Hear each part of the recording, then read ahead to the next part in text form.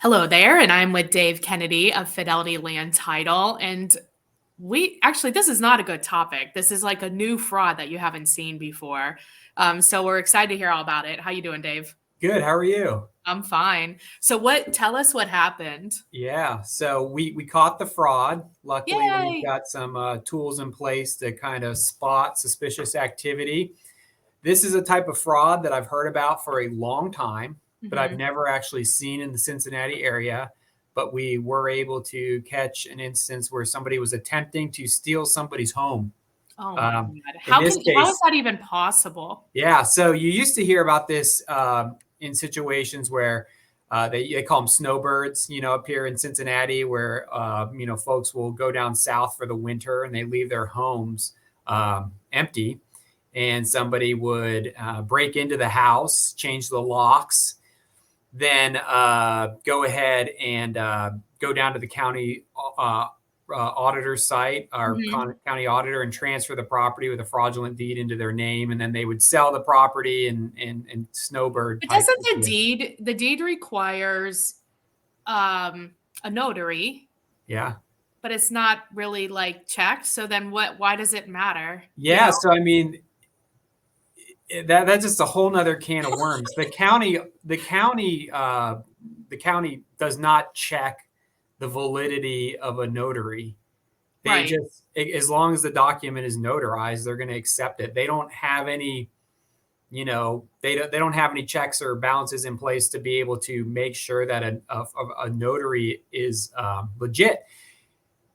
People are scared of the new e-technology, and I think an e-notarization is more secure than a non e-notarized document because it actually How? verifies who you are. So yeah, so when I do an e-notarization, as you know, when I've done one with you, you need to verify your identity before you can even talk to me. Right. Um, if I'm doing a notary in my office, somebody just comes in with a couple forms of IDs, and as long as it looks legit, we're good to go. Whereas the verification asks you personal information that only you can possibly know. So So in my in you, my as the opinion, owner of the house, can only possibly know, like it right. links it because it's all tied together. Yeah, Yeah, and I that's kind agree of with how we you. caught the fraud. So in this instance, it wasn't somebody breaking into a house, changing locks, and listing a property. In this case, they were impersonating the owner of this property. In this case, it was a vacant lot, but they Okay. were impersonating the owner of this vacant lot and selling the property to an unsuspecting buyer, hoping that they could get away with it. So we received this contract via a normal channel. A realtor brought it to us, a purchase contract for a cash purchase of a piece of land. There was a listing agent involved. We found out that the listing agent received this lead via a verified lead generator where they Right. I pay mean, for leads. Mhm. many of our leads are people we don't know, so all of this tracks, Yeah, right? so everything looked normal. Everybody was communicating, and everything looked legit. Um, the issue came to be near the end of the transaction when we needed to verify that the seller was actually the seller, and they failed that authentication. Whereas So if they, it wouldn't have been an electronic, yeah, this is what we've been pushing, Dave. yeah, that's what Electronic we've been pushing. signings. If So it the would have been fact around that, table, yeah, so this fraudster attempted to, it was in person and had it personal information about this buyer. They had their social security number, they had all their information. They were able to pass the normal, pass basic throughs, the checks. gates to get into the castle. They had that information. They had that fraud information. Where we caught them was when they had to actually verify who they say they were. So again, they were Which asked. only happens if you do an electronic signing. It would not happen in a roundtable closing signing. Yeah, so the fraudster would, in a roundtable closing situation, would have had to come into our office and come up with an ID and verify that they are who they are. You can get Um, a fake ID. yeah, yeah. So luckily, so this fraudster, was not in the area, so we were having to do, what our form of a digital closing, and they failed the authentication of who they say they are, That's right. um, and we were able to, we partner with a company that does that type of stuff, and they brought it to our attention, and they said that a couple red flags. One was that the person was not able to answer those questions about themselves. When they looked into it further, they found out that this person's email address had only been bouncing around the internet for about a couple weeks. So it was a new email address account. And then they looked into the IP address and found that it was actually in Central Africa. So when we Not asked where them they about said it, they lived. yeah. So when we asked them about it, they disappeared. Shocker. Reached out to the listing agent and said, have you actually had contact with this person? They said, yeah, well, I've spoken to them on the phone. I've had, Right.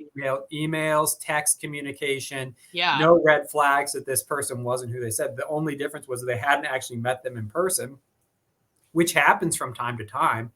But yeah, and in all reality, this person was just impersonating somebody, pretending to be the actual seller. So I think with the things that as real estate agents we need to pull out of here is one, and as consumers, it is important who your title company is. Do Yeah. they have checks and balances? Because most title companies in our area are not doing electronic closings Right. like you guys are, right? And Right. really, No. it is way safer. Yeah, and even if it's not an electronic closing, we still have means of identifying who people are. But yeah, no, I mean, if this would have been maybe a more sloppy title company, they might have just sent the docs to wherever the person had asked, Been done. received a notarized deed, and took it. We don't operate like that, but there are lots of instances where that would have happened, and I think that it's scary because this person who was buying the property would have got the property, everything would have looked fine. Who knows? They maybe went out and got a construction loan. Maybe they would have started building on that piece of land, and they would have been out of luck. Yeah. They didn't own that property. They weren't purchasing an owner's policy, so they would have had to pick up and leave with whatever loss they had. Which could have been a lot. All the more reason to get title insurance on the title, because you're that the insurance is verifying that the title is clear. And we talked about that in some of our other videos. Correct. Yeah. So the title insurance, if you had the title insurance, it would have protected you. And then again, that's why there's, a good title company is going to make sure that they're not going to insure on a property where they're, yeah, they're going to do checks. Right? Yeah. That's on us. That's on your title company. So a couple key things for agents to keep an eye on. One, this is a scam that's going on. So if you ever have a situation where you've gotten a lead on a piece of land, a vacant lot, or if you haven't actually had any contact, physical, met the person, someone in person, or know somebody that knows that person, if this is just a cold lead, one thing you might want to do is ask for identification from the person. Verify that you're talking to who you think you're talking to. Right. And then if you're a buyer and you're putting an offer on a piece of land, maybe ask the realtor, have you had any physical contact with this person? Who you're working with. This doesn't actually have to be a vacant piece of land. They could just be going after a property that is free and clear, no lien against it, and it's just vacant. Like I said, or somebody's down in Florida or something. Or whatever. Just it could be impersonating. anything. Who the actual owner is. It's crazy out there. Yeah. I don't know. Well, Dave, where does Fidelity Land Title do business? Yeah, so we operate, here in Ohio, Kentucky, Indiana, Tennessee, Michigan, Wisconsin, and Minnesota. All right. And if people want to talk to you about doing title work for them, how do they get a hold of you? Yeah, the best way to reach out to us is via our website, fidelitylandtitle.com. Awesome. Thanks, Dave. All right. Thanks for having me. See ya.